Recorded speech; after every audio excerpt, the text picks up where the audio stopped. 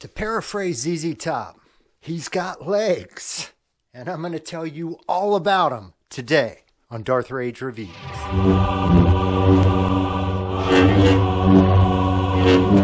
Darth Rage Reviews, your source for the Force?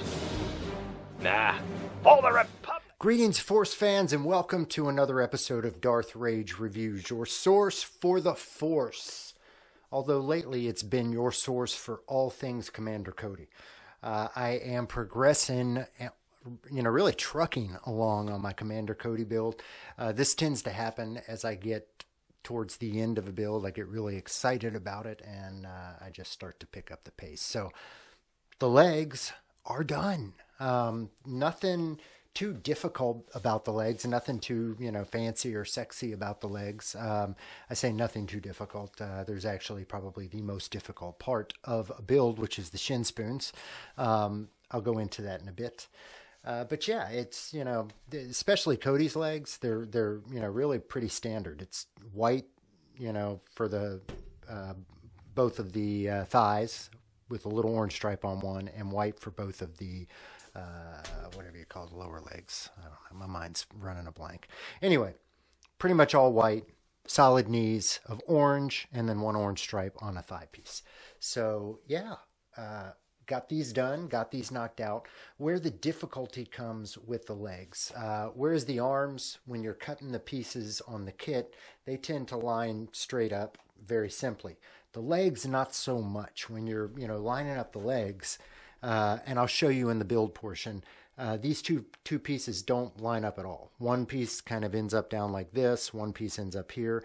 You need to basically go along with the top of it, follow the curve of the top to line up the pieces, and then you slice off the part after you get it all sealed. So it doesn't make sense when I'm saying it here, but it will make more sense when you get it. Plus, there's a lot of overlap on these pieces, so it's not as easy as just kind of cutting it up and lining it up as it was with the arm. Same with this portion here, so there's a whole lot of overlap, which actually ends up good because you need a piece to shim these pieces. So when you're grabbing the kit, there's a whole lot of overlap, and you always want to line up the top portion of it and then kind of build it around that. Will make more sense when you see kind of how I do it. But yeah, and again, the really tough part about this is the shin spoons. I will delve deeper into this after the build video, kind of give you guys a glimpse into the shin spoons and what we're doing there. The only other unique part about the legs is the rubber straps. So these had to be painted with Plastidip. And then for the level 2 clearance or level 2 certification for the 501st, it calls for a clip on that portion here. So I just made that out of some EVA foam. It's a real easy little design to cut out of EVA foam and then glue on there. So yeah, legs complete. But enough about me talking about it. Why don't I kind of show you guys the process? So again, when I've gone through and shown this build, there's a lot of repetitive techniques in there, and I'm trying not to focus so much on those repetitive techniques. So in this one, I'm going to kind of give you guys the gist of how to line up the pieces on these two leg pieces to get them melded and cut. But I'm not really going to go into the getting rid of the seams, because if you want to see that, got that in the past video. Also going to go into the shin spoons in this, because this is the first time that we've seen the shin spoons, and then just barely touch in the painting portion on how I use weathering to hide blemishes and mistakes in the build. So that's what we've got coming up. Let's take a break here and take a look at putting together the legs of my Commander Cody armor. Putting together the legs is a little more difficult than the arms. The stuff doesn't line up correctly, so you put these pieces together, line up the top pieces, and then that's how you're going to build it. So I line that up, tape it off, trace off where I need to cut, and then go through and Dremel the excess. Now that excess piece is going to be used as a strip to create a shim in order to seal that together. So I get it mostly straight, but not all the way straight, so a little bit of sanding on both sides will make those pieces line up so much nicer, so much better, and it's going to save you a whole lot of time in post. So here I am using ABS slurry to glue on one of the shims. So it's the same process as the arms. Since these are a little bit longer, you can't use clips the entire time on when you're putting the whole thing together. So I kind of use a combination of weights sometimes. Sometimes I just tape it down, but I'll kind of show you what I do in order to get that in there. So shim is on there. Shim is on the other piece. You can get the first one together nicely. And then the second piece, like I said, I'm going to come through there and tape it off just to really seal that and hold it tight. I'll do clips on the ends, and then I'll tape off with painter's tape just to hold it down for an hour, 2 hours, just to make sure that that sucker stays put and stays together. So you see, little painter's tape will hold that down nicely. The good thing about ABS slurry is you've got a lot of time to work with it. It does not dry quickly, so you can kind of put that down, play around with it, get it to where you want it, and then tape it down, let it hold. So here are the leg pieces. Again, you want to line up the top of it. So I've lined up the top. There's a whole lot of overlap, and then one side there's a little bit sticking out there, and then the other side you see it just doesn't line up at all. We're going to address that afterwards by kind of cutting a curve into it once we get it all put together. So yep, same thing. Tape it down, draw a line, and then you're going to cut that off. So same thing both sides. You just need a place where you can cut it off and make it even. Dremel, my best friend, the Dremel. You can do this with scissors if you wanted to. You can do it with an X-Acto knife. Doesn't really matter. I'm going to Dremel off both pieces, and then the process is the same for, the next phase. You're just kind of lining it up, and you can see where that overlap is. Same thing on the back end. There's a whole lot of overlap, but don't worry, we are going to fix that. Same process. You use the excess that you cut off to create a shim, and I'm going to clip that on the first time and then tape it on to seal it tight. Yes, that's how you do it. And then sealing these seams, it's the same as I did for the arm piece, so I'm not really going to show a whole lot of this process. ABS slurry to fill the seam, and then you use just Bondo filler primer to go back and forth in order to make it flat. So I'm not going to show that whole process. I will show you how I just kind of cut that off and make it, look good. Just kind of round it off. Round it off. Now we're into the shin spoons. So the shin spoons, you'll get an extra set of spoon pieces with your shins. And cut those out. So I'm going to cut it out, and then I'm going to hang on to the top of the frame, and I'll kind of show you later on what I'm going to do with the top of that frame. And then I trace on the inside of the shin there, same thing. I just cut that out right where that indentation is.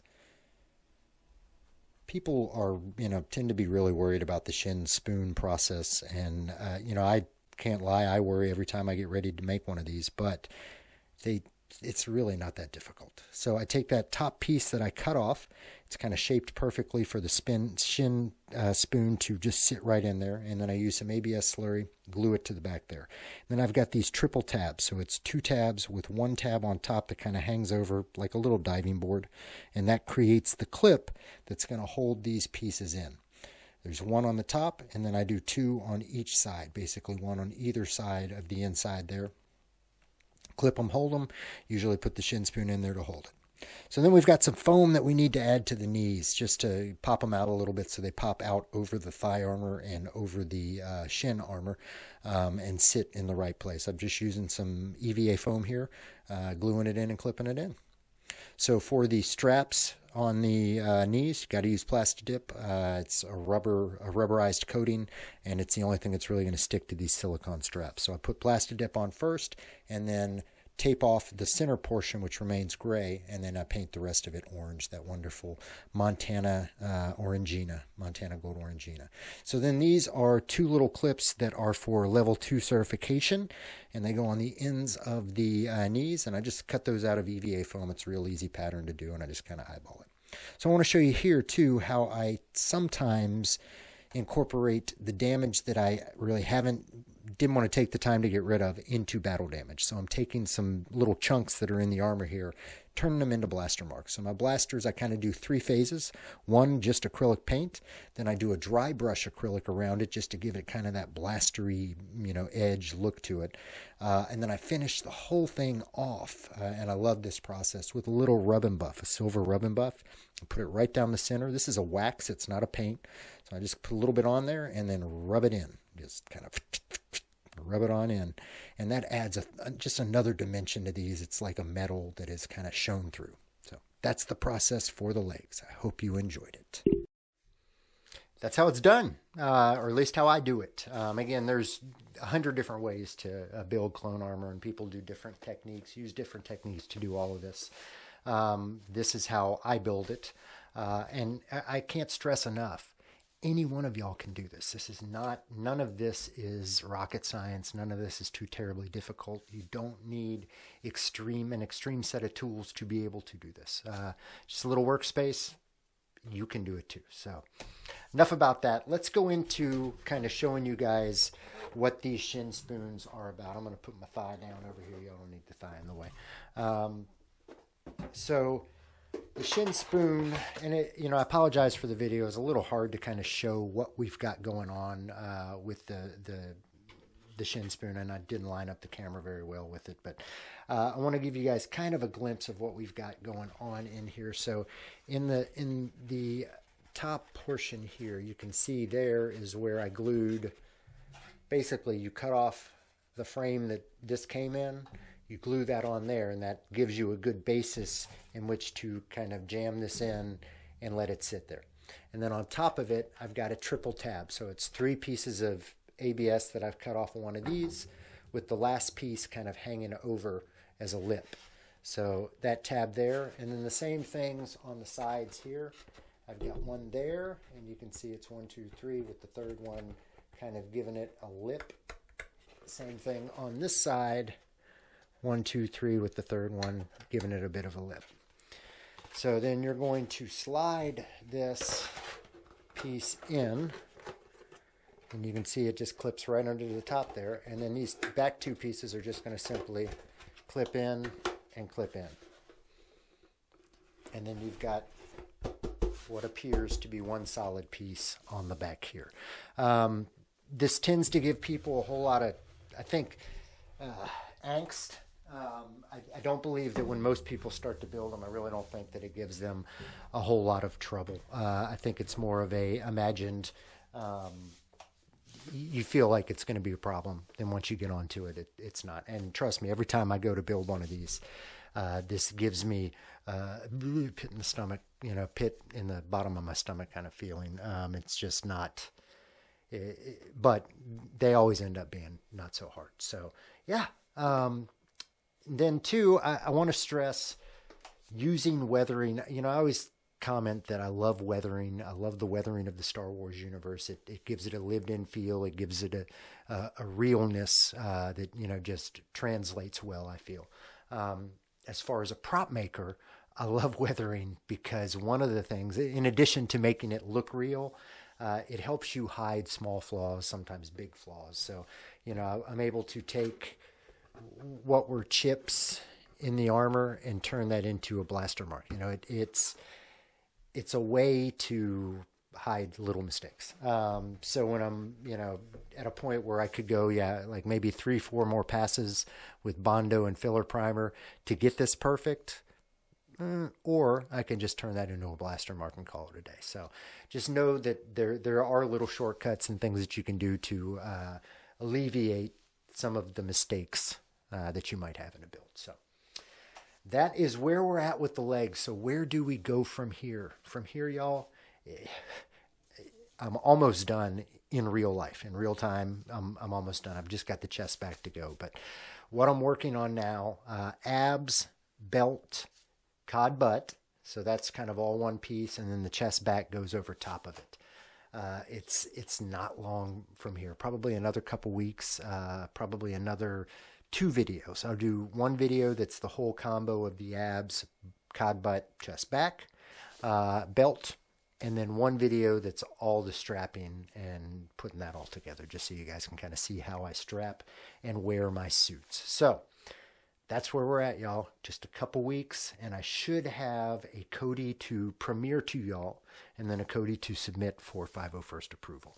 So let me know in the comments what y'all are thinking about where I'm at so far. I love the look of this armor, and I really love where I'm going with this armor. So give me a comment. What do you guys want to see? Give me a like. Give me a subscribe if you can. There's a button over there somewhere. Hope you guys enjoyed the video. As always, I'm Darth Rage. This is Darth Rage Reviews, your source for the Force. The circle is now complete.